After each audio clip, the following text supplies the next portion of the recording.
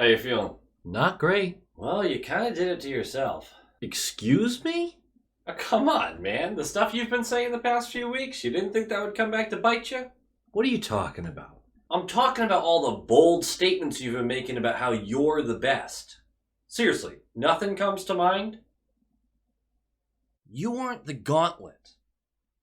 I am. You know, honestly, I'm almost bored. Just feels too easy sometimes. And who do you consider a contender?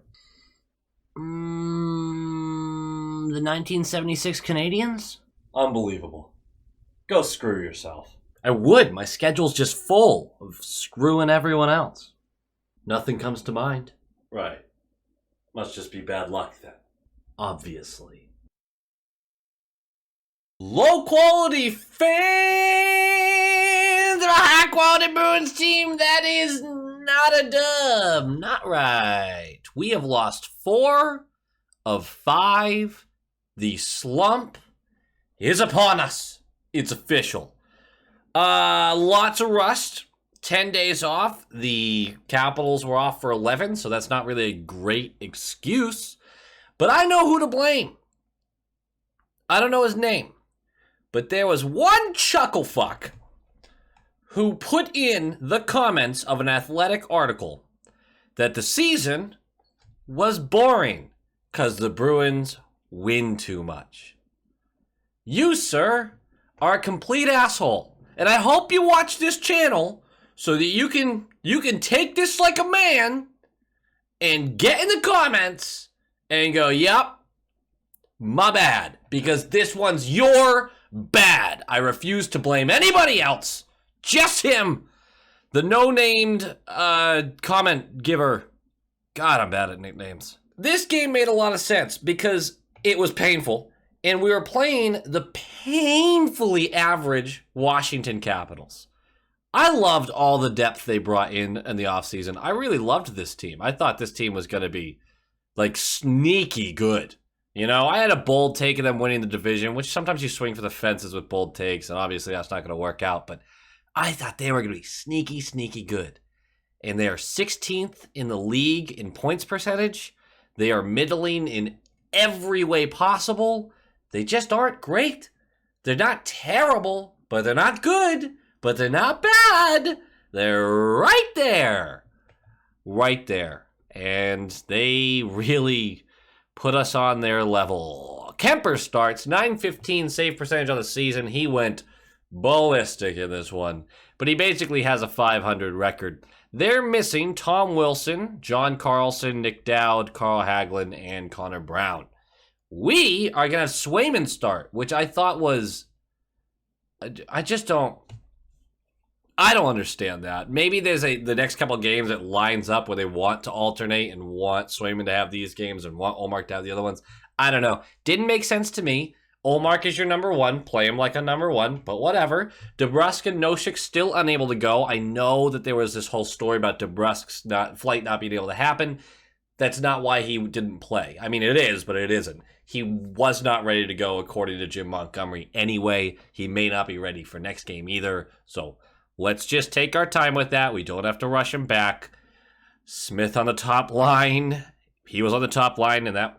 God, it's not like Smith is playing terribly. He just doesn't belong there. He doesn't belong there. And I just don't think he fits this team. Like, it's not that he's a terrible hockey player. He has value elsewhere. It's just not here. Czech line is together. Yazaka, Krejci, Pasternak. Hall, Coyle, Foligno will be the third. Greer, Freddie, Lauko will be your fourth. Typical defenseman setup with Grizz McAvoy, Lindholm, Carlo, and forward Clifton. We're 7-2-1 in our last 10, but it feels so much worse because we had those 3 losses in a row, but we had 6 wins in a row before that. Somewhere around that. Obviously, that's going to get worse with this one. And again, I want to shout it from the heavens.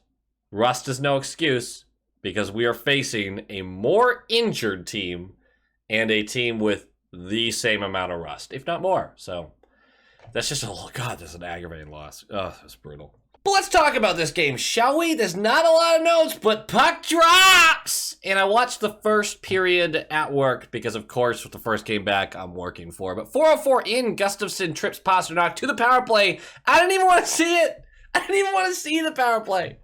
I really didn't. And honestly, it's moving the puck better. It's getting into the zone. No one's fucking shooting. But anyway, 45 seconds left of the power play. Marchand gets cross-checked from behind for slashing Kemper while Kemper's holding the puck. So both him and Kuznetsov are going to go. It's going to be 5v4 still, right? Because those are offsetting during a power play. They're offsetting. Yes, Marchand deserved he really took a whack at him and it was in the shoulder. It didn't make sense to hit him there. And then when Kuznetsov came across and cross-checked him in the back, obviously that deserves to go as well. So they're going to go. Off the face-off, Coyle goes for hooking. So we're going to get 40 seconds of 4v4, then a minute 20 of a penalty kill. And then, with 16 seconds left, Lindholm hits a stick that's down on the ice toward an active play and disrupts the play. Yes, that's a penalty. We've seen that called earlier this season. So it's going to be 4v3 for 16 seconds, and then 5v3 for $1.20. That is not a good power play. We took 2 penalties, technically 3, during our power play. That's not good. That's terrible. So anyway, they're going to go 5v3. Obviously, the 16 seconds is going to pass. They're going to go 5-on-3. And its simplicity, they did something that we just couldn't fathom. Throw the puck in front of Swayman and see what happens. And guess what happened? Puck gets in front of Swayman. There's 6 sticks there, but we're outnumbered. Smashing at the puck. Swayman's playing this weird, hungry hippo just trying to get the puck. Can't. It gets bumped to his left where Backstrom, who I dropped in fantasy today, so that's on me, folks, just gets to pop it right into the open net because Swayman's down and he's got a wide open net, and he luckily had the puck bounce to him. Good for them. 1-0. No one's worried. It's 1-0. 6 minutes into the first. Who cares? Who cares? That's literally all I have to talk about in the first. Everything was stifled. There was no real goal-scoring chances. We gave up way too much. That's true. Swayman, I don't really blame that much for the first goal because, again, 5-on-3. Ton of, it was really difficult to grab that puck. You wanted to grab it, but it's hard for me to blame him fully on that one. Shouldn't have been in a 5-on-3 situation regardless, but yeah, you do want him to cover that puck. We're going to go to the second period. 9 minutes in, and we can't buy one. It's a great play to Marchand on the right side of the offensive zone, and Kemper just comes across and gets it with the shoulder. It's a great shot, too. And then Kemper makes a great 5-hole save as Marchand collects the puck, and it goes right in to the slot because for some reason the defense is too wide, just cuts right in, and Kemper makes another stop. And then 40 seconds after that, we needed a save. And it's not like Swayman made 0 big saves this game because that's not true. But this one, if the circumstances were a little different, you would give him a pass because it's Bardowski. Dirtiest player in the league, Garnet Hathaway, intercepts a Lauko clear that for some reason, rather than go up the boards with it, he chucked it right up on the blue line. Hathaway bats it down, takes it into the slot. He's 40 feet from the net, and it's Bardowski. It's a great wrist shot. Clifton's coming in on him, but it's right over Swayman's shoulder, and he beats him cleanly from 40 feet out, and there was no scream. That's a bad one. That's a bad goal to give up. A great shot, but you've got distance and you've got sight. You got to make that save. Hell of a shot, though. Fuck Hathaway. That is the dirtiest guy in the league. Does get blown up by Clifton after, and has kind of a neat little celly. I'll give him that. You got to respect it. 20 seconds later, Krejci goes for tripping, penalty kill. We kill it. And we come alive a little bit after that kill. We do. The next, I'd say 5 or 6 minutes, we're pushing. We're getting aggressive. We're taking the body. And then 3:26 left. Clifton leads a rush down the right side. He ends up getting disrupted with the puck as he circles around the net. And instead of fully losing it, which he does, he's able to bat the puck back towards the right side of the net. Foligno is parked in front of Kemper. He reaches around the side of the net, brings it back, and flicks it in before Kemper can realize the puck went back the other way, and it is 2-1. We're back on the board largely because, yes, Foligno gets a goal, excellent, but Cliffy hockey, baby. It's 2-1. We're going to the third, down a goal. This is a dub, man. We are way better than this team, and we're playing better than this team for the most part. But we keep having these weird gaffes where we just give up a 2-on-1. We give up 3 2-on-1s in the third period. Like 3 unnecessary 2-on-1s. Not because we're pushing for the goal, but because we have a terrible turnover on the blue line, Pasternak. Or just giving the puck up by passing it past our defenseman, Marchand, into the fucking neutral zone, and 2 guys catch up to it. We got 1 defenseman back, Swayman makes a save, and the defenseman breaks it up. Like, it's just ridiculous. It's ridiculous. But we do start the third period on fire. The first couple of minutes, we're shooting, we're getting the puck on net. It's aggressive. And 3:32 in, Lindholm sucker punches Abe Kubel during a live play. Technically, the whistle hadn't blown yet. Absolutely a penalty. Just gets him. Glove on, sucker punches him. That's a penalty. Goes for roughing. 11 seconds into it, Carlo interfered with on a rush, because our penalty kill actually created a couple scoring chances. Ovechkin, who's on my fantasy team, thank you for the penalty minutes, that's negative in this league. Ovechkin goes. So it's 4v4. Nothing happens for that. And then we don't get another shot on net for a long time. For about 14 minutes of the third period, we didn't shoot on net. That won't win you many games, especially when you're down going into the third. 11:50 left, Orlov for tripping. Nothing doing on that one. Why would it be? It's a power play for the Boston Bruins. 9:23 left, Ovechkin and Marchand to the box. Ovi, I didn't think should have been going. I thought that looked more like a follow-through on a clear, but he does get a stick up in Marchand's face, so he's going to go for 2 more minutes. Thank you for the fantasy help. And Marchand's going to go for tripping, which it was an obvious tripping, so 4v4. And we do have a chance here. McAvoy with a brilliant play through, slices through defenders, gets the pass across to Coyle, who's behind the defense. And Kemper's there, right? He's coming across to meet him. He's in tight. And Coyle tries to pass through a defender. Defender's lying down, sliding towards him. Pass doesn't get through. Because he has a player on the left side that would potentially get an empty net. But he's got about 4 inches of net looking at him. The puck on his stick settled. What the fuck are we doing? We haven't been able to buy a goal. You've got a scoring chance. Get it on net. I can't believe how many opportunities. The expected goals in this game. The expected goals. Look them up. Moneybuck at the end of the game had like over 4 expected goals for the Bruins. I do not think that's accurate. They tend to correct stuff after the game, so I'll go back and look later. But it could have been double.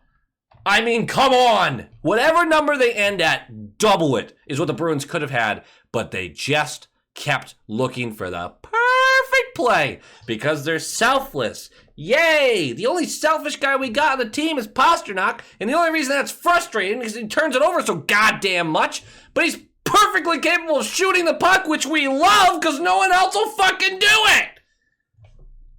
Wow. I think I needed to get that off my chest. Whoo!